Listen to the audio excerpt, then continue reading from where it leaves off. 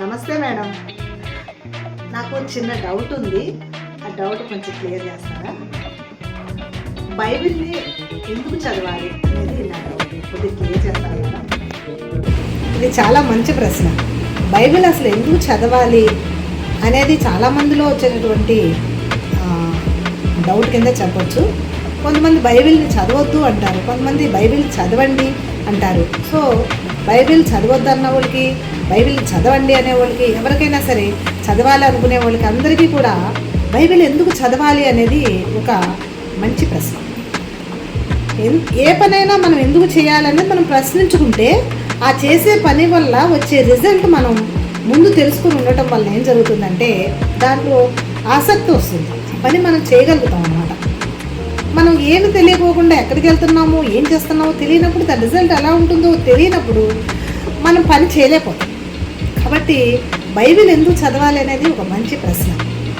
Bible చదవటం వల్ల ఏమవుతుందంటే ఇది దేవుడు ఆయన భక్తులతో చెప్పి రాయించినటువంటి మాటలుగా మనం విశ్వసిస్తామన్నమాట.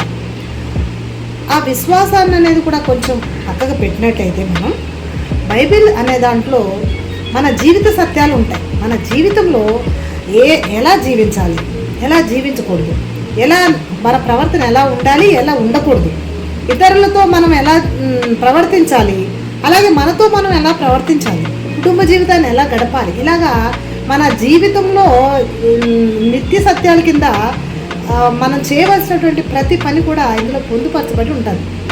ఇంతకు ముందు తరాల వాళ్ళ యొక్క అనుభవాలను ఇందులో పొందుపరిచారు. కాబట్టి బైబిల్ చదవటం వల్ల మనకు ట్రూత్ తెలుస్తుంది. దేవుని ఫస్ట్ థింగ్ ఏంటంటే దేవుణ్ణి తెలుసుకోగలుగుతాము. ఆ దేవుడు ఎలా ఈ సృష్టిని సృష్టించాడనేది మనం తెలుసుకుంటాం.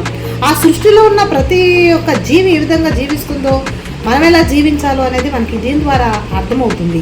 ఒకటి, ఆ సరైన మార్గంలో మనల్ని నడిపిస్తుంది. దీంట్లో ఉన్నటువంటి మాటలు, బైబిల్లో ఉన్నటువంటి మాటలు, అనుభవాలు మనల్ని సరైన మార్గంలో నడిపిస్తాయి. ఎక్కడ కూడా మనం తొట్టిల్లుకోకుండా, పడిపోకుండా మనం నడవగలుగుతాం. ఒకవేళ పడిపోయినటువంటి పరిస్థితుల్లో అయినా, ఎవరి చేతుల్లో మోసపోయినా తిరిగి మనం ఎలాగ లేవాలో అనేది కూడా మనకి బైబిల్లో ఉన్నటువంటి మాటలు మనకు తెలియజేస్తాయి అన్నమాట. కాబట్టి సరైనటువంటి దిశానిర్దేశం మన జీవితానికి అందిస్తుంది. కాబట్టి బైబిల్ చదవటం అనేది చాలా మంచి పద్ధతి కింద మనం చెప్పుకోవచ్చు.